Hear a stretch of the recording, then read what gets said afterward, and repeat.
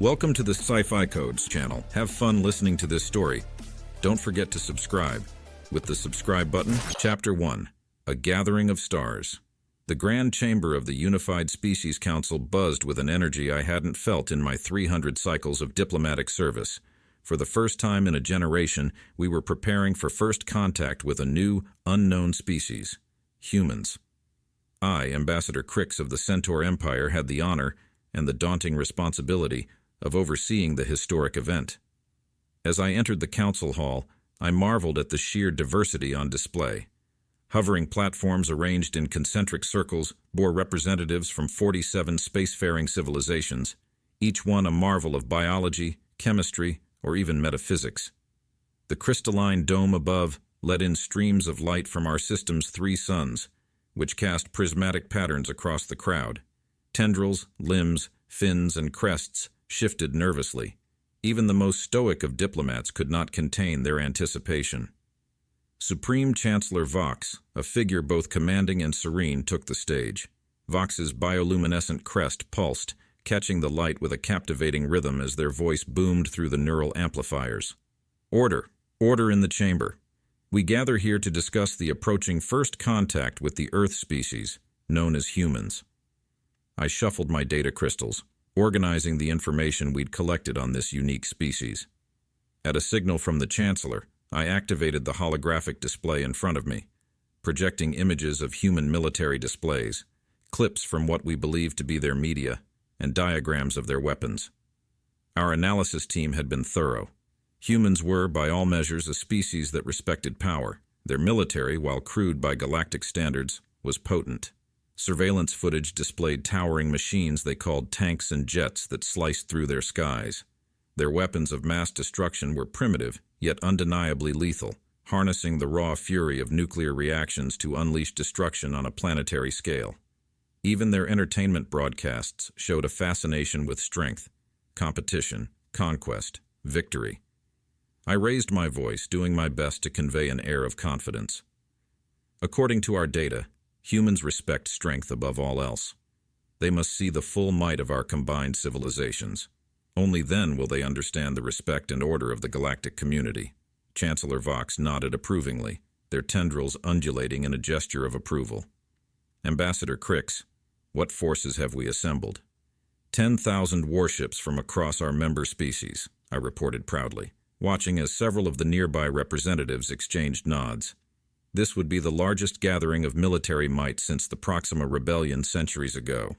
The Drachnid dreadnoughts will lead the formation, with their 20-kilometer crystalline hulls gleaming. The Arcturus battle fleet will provide the honor guard, and all ships are instructed to form a defensive perimeter around the council. Representative Zool of the Silicon Consciousness interjected, their gleaming geometric form vibrating with curiosity. And have the humans acknowledged our strength demonstration protocols? I clicked my mandibles in what approximated a smile. They responded with a simple message, sounds good. The chamber fell into a stunned silence, dignitaries exchanging glances, appendages twitching in disbelief. Sounds good. Such a response was unfathomable, a phrase as casual as it was disrespectful to our most sacred protocols. There must be a translation error, I reassured them. We expect their flagship to arrive within 12 rotations. Intelligence suggests it will be their most formidable vessel, commanded by their highest-ranking officers and bristling with weapons. Chancellor Vox's bioluminescent crest glowed with determination. Then let us prepare the ceremonial fleet formations. We must show these humans the true meaning of galactic power. Chapter 2, A Most Unlikely Encounter. 12 rotations passed in nervous anticipation, and our ceremonial fleet was a masterpiece of galactic power. The Drachnid dreadnoughts glistened, their massive hulls catching and reflecting the light of distant stars like the faceted eyes of some primordial space creature. The Arcturus battle fleet's shields shimmered, producing waves of iridescent light that surged rhythmically across the black expanse. Even the normally reserved representatives of the Silicon Consciousness had polished their cubic ships to a reflective shine, their hulls gleaming as if to say, "We are here and we are formidable." Finally, the sensor officer announced, "Contact. Human vessel approaching through hyperspace." I straightened my ceremonial robes and stood at attention as the grand viewing screen activated. This was the moment we'd prepared for, when the mighty human flagship would appear, a vessel worthy of this unprecedented display of galactic unity. I held my breath, imagining the arrival of a ship as advanced as our own, a vehicle capable of surviving in the unforgiving expanse. But then it appeared. Not a dreadnought, not a battlecruiser, but a shuttle. The human vessel was the size of a simple escape pod, adorned with blue stripes on an otherwise unimpressive white frame. It bore no visible weapons, no shield emitters, no grand insignias of authority. Instead, there was something incomprehensible, almost comedic, written on the side in crude lettering, "Honk if you love tentacles." "Perhaps," I whispered, more to myself than anyone, "it's a scout for their main fleet." The communication crystal on my podium chimed. "Incoming transmission," the communications officer reported, their voice tinged with disbelief. The screen flickered, and before us appeared a human male, lounging with an air of remarkable nonchalance. His facial hair was unruly, his attire bafflingly informal. A shirt with what seemed to be a food stain, and, most astonishingly, sandals. He raised a hand in a casual wave. "Hey there. Name's Jack Murphy, Earth's diplomatic representative. Sweet fleet you got here. Mind if I dock? Oh, and I brought snacks."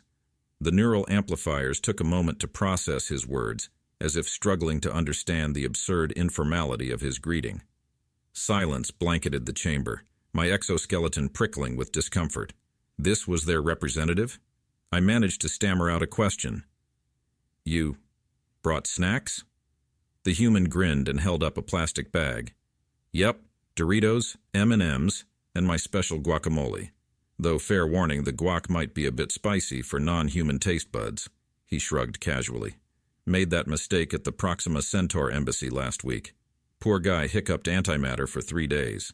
Somewhere in the chamber I heard a muffled groan. 3 Drachnid representatives had fainted. Nearby, the Silicon Consciousness's logic circuits audibly hummed as they attempted to process this diplomatic anomaly. Jack Murphy had arrived in sandals, offering snacks and guacamole in place of military parades and salutes. "Prepare the ceremonial fleet formations," I muttered, struggling to regain composure. But Murphy merely chuckled. "Oh, by the way, your fleet formation's gorgeous. That crystal ship with the light? Amazing, hope you don't mind, I'm snapping a selfie." I watched in horror as Jack pulled out a device and took pictures of himself with our assembled armada in the background, his fingers forming what we later identified as a peace sign. A whisper swept through the assembled diplomats. Somewhere in the back, a voice murmured, "By the void. They're more advanced than we thought." Chapter 3. Flipping the script. The High Council's reception chamber was imposing.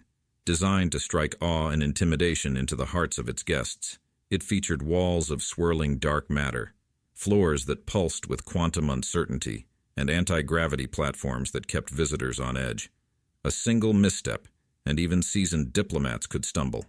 Jack Murphy, however, seemed completely unfazed. "Man, this place is wild," he whistled, deliberately scuffing his flip-flops against the rippling floor to watch the effect. "Reminds me of that one rave I went to in Miami, except better lighting." Chancellor Vox settled into the throne of unified authority, their bioluminescent crest pulsing in rhythm with their speech. "Honored representative of Earth, you stand before the combined might of the Galactic Federation," Jack interrupted, rummaging through his paper bag. "Wait, almost forgot. I brought something for you." He held up a container. "My grandmother's guacamole. Fair warning, it's a show of strength. This stuff's taken down stronger beings than you." One of the Silicon Consciousness's representatives started flashing warning lights. "Threat detected. Biological weapon." No, not at all," Jack laughed, opening the container. "It's just very spicy. Anyone want a taste?" He dipped a chip and offered it, crunching contentedly. My internal systems hummed as I desperately tried to salvage decorum. "Mr. Murphy, we've assembled the mightiest fleet in galactic history to greet humanity. This is the power of 47 civilizations. You arrive in sandals." Jack seemed genuinely puzzled. "Well, yeah, you all said show strength, didn't you? What's stronger than showing up as yourself?" He wiggled his toes in the sandals, showing a print of a small green figure, later identified as Yoda, smiling serenely up from his footwear. The chamber fell silent. Jack continued munching his chips, oblivious. Finally, after what felt like an eternity, Chancellor Vox spoke, their voice softer, thoughtful. Perhaps and strength does not look like we thought it would. It was an unprecedented moment. Jack Murphy, the sandal-wearing, guacamole-sharing human, had redefined our understanding of strength in one casual, chip-crunching moment. Chapter 4. The Council's Gamble. As the days passed, it became clear that Jack Murphy's arrival had unsettled more than just the decorum of the Galactic Federation. He was somehow everywhere at once, meeting with representatives of each species and breaking the rigidity of formality that had bound diplomatic interactions for centuries.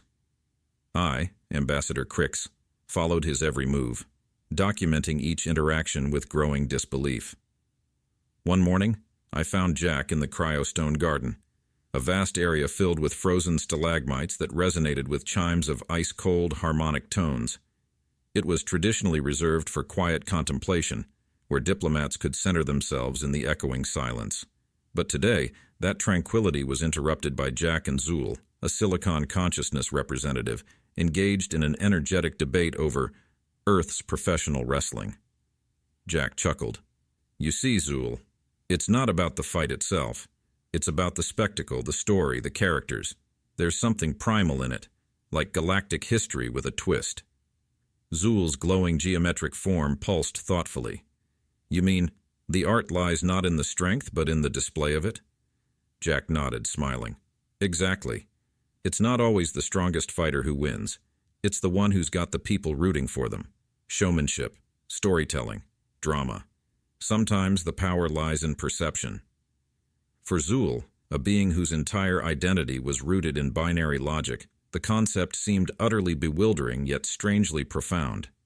For a moment, even I was struck by the idea. The Federation had always sought to intimidate by showcasing undeniable strength, but Jack was hinting that perhaps strength could be found in subtler, more psychological displays. I could see Zool already processing this information, flickering with intensity, as new lines of code spun through their silicon matrix. The representative muttered, "Then perhaps I should reconsider my interfaces." Jack gave an enthusiastic nod. "Go wild. Add some flair. Trust me, everyone loves a bit of showmanship."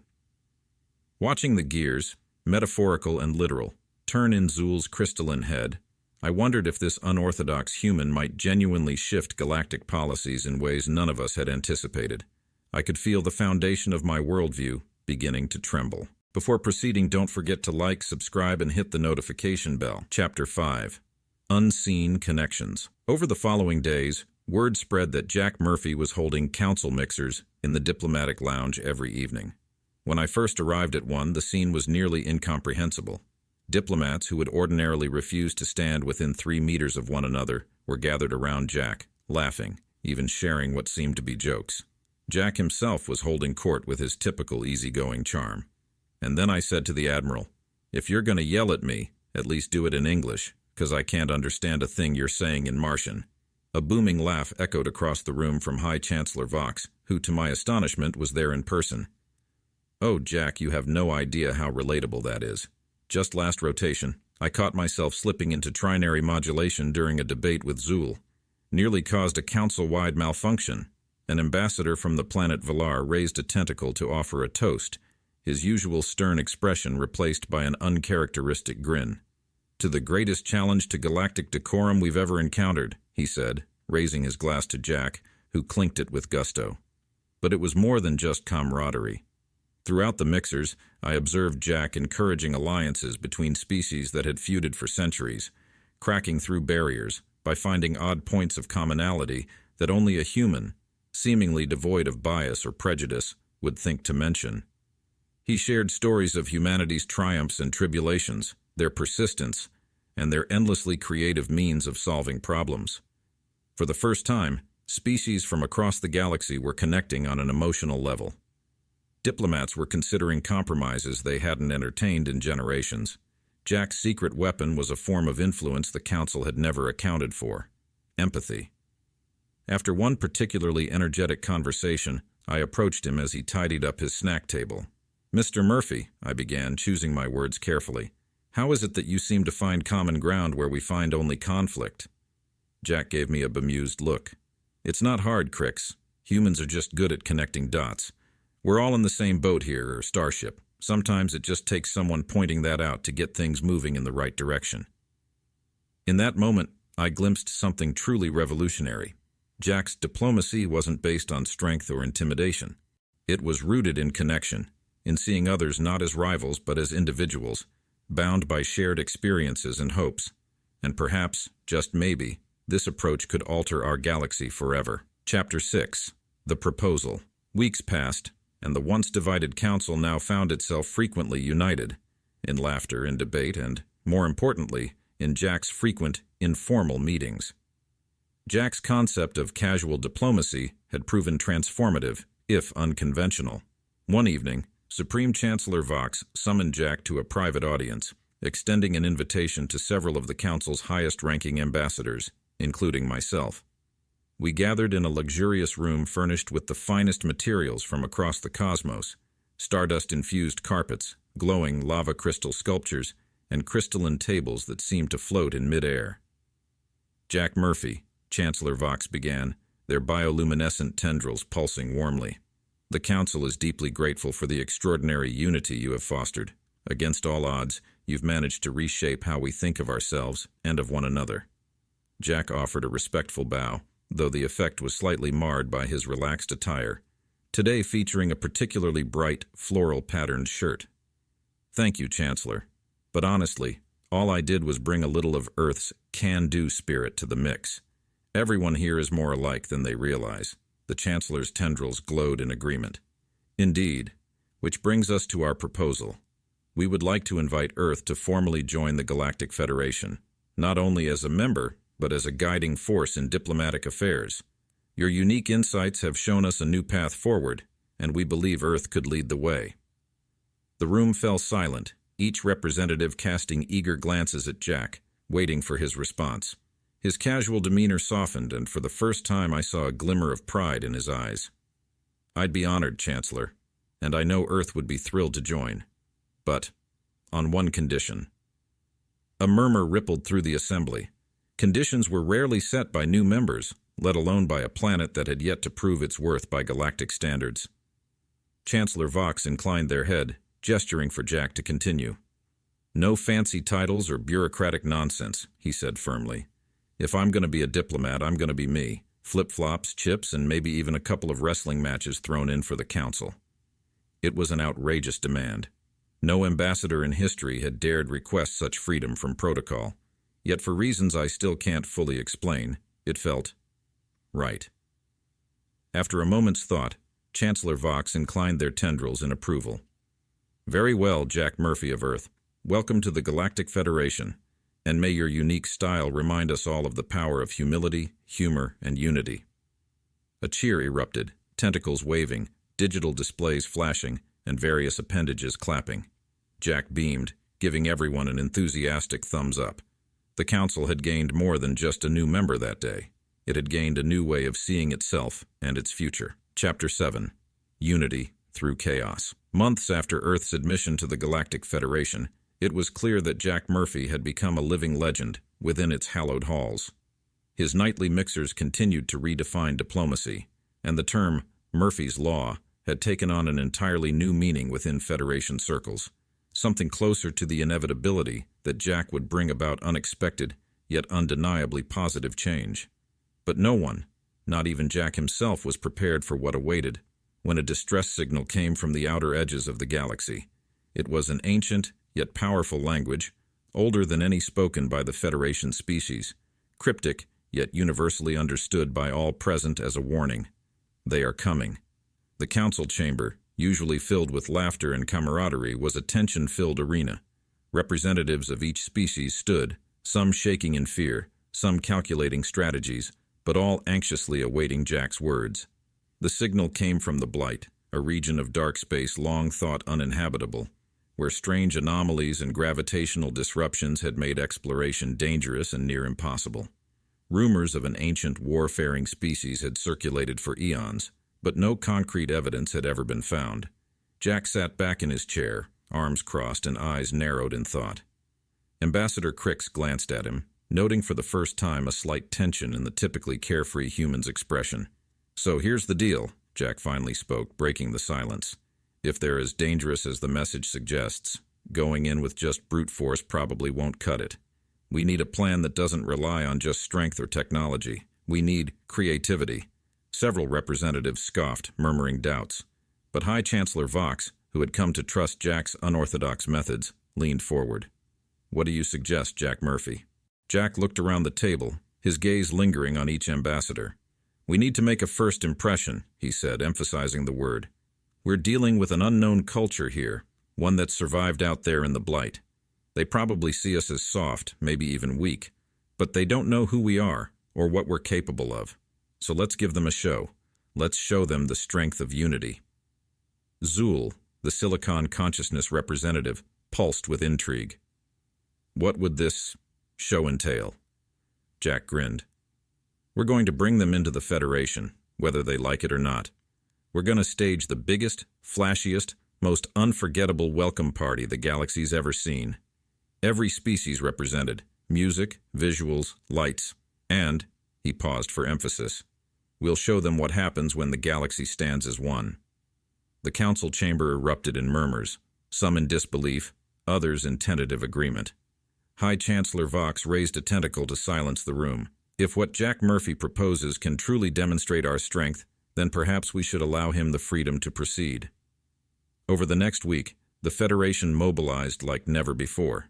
In a remarkable show of interspecies collaboration, fleets gathered near the Blight, each ship equipped with sophisticated lights, holographic displays, and amplifiers capable of broadcasting across subspace.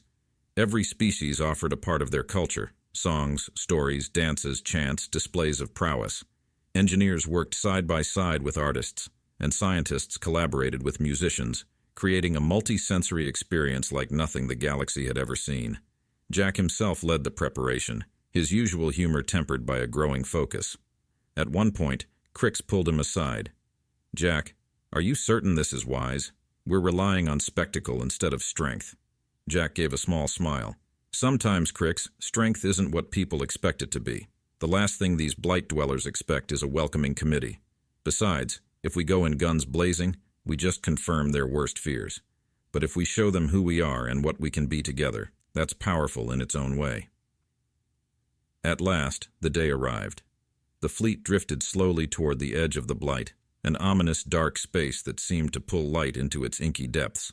On Jack's signal, the symphony began. Thousands of holographic images burst into being, a dazzling display of cosmic art and shared culture. The music began, a complex, polyphonic medley incorporating instruments from across the galaxy, woven together into an intricate, uplifting melody. Each species' anthem resonated through the silence, their diverse sounds combining into one harmonious song.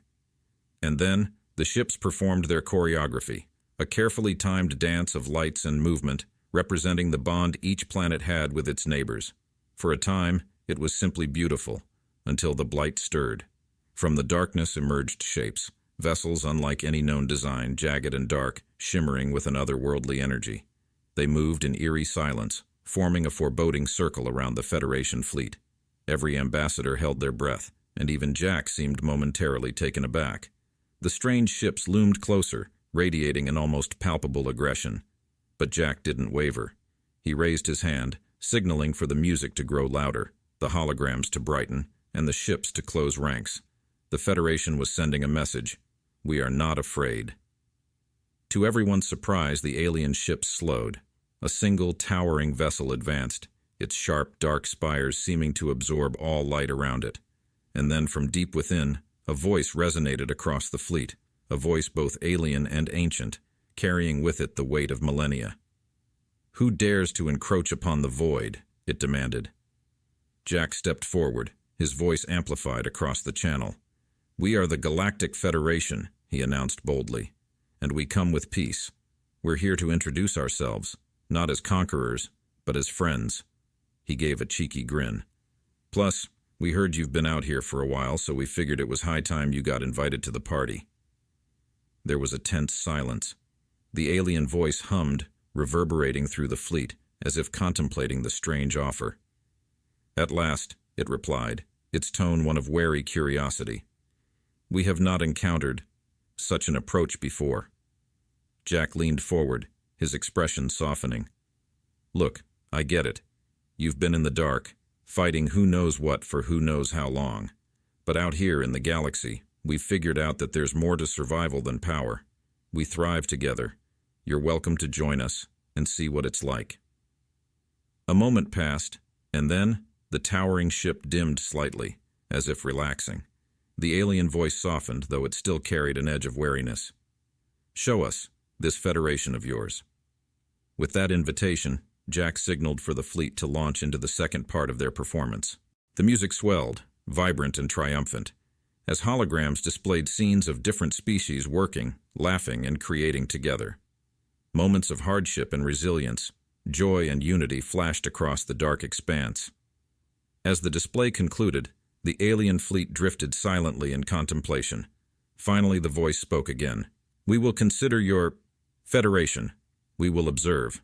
Jack beamed, nodding respectfully. "That's all we ask. We're here when you're ready." The alien ships slowly withdrew back into the Blight, disappearing into the darkness as suddenly as they had arrived.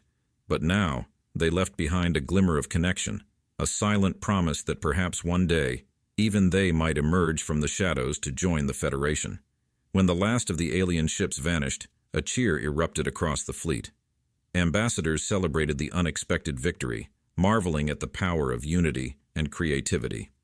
For the first time in Federation history, a new frontier had been reached without a single shot fired. Later, back in the council chambers, High Chancellor Vox approached Jack, who was enjoying a well-deserved bag of chips. "Mr. Murphy," Vox began, his bioluminescent tendrils glowing with gratitude, "today you have shown us a strength beyond warfare. You have shown us the strength of courage, resilience, and community. The Federation is forever changed." Jack shrugged, smiling as he offered Vox a chip.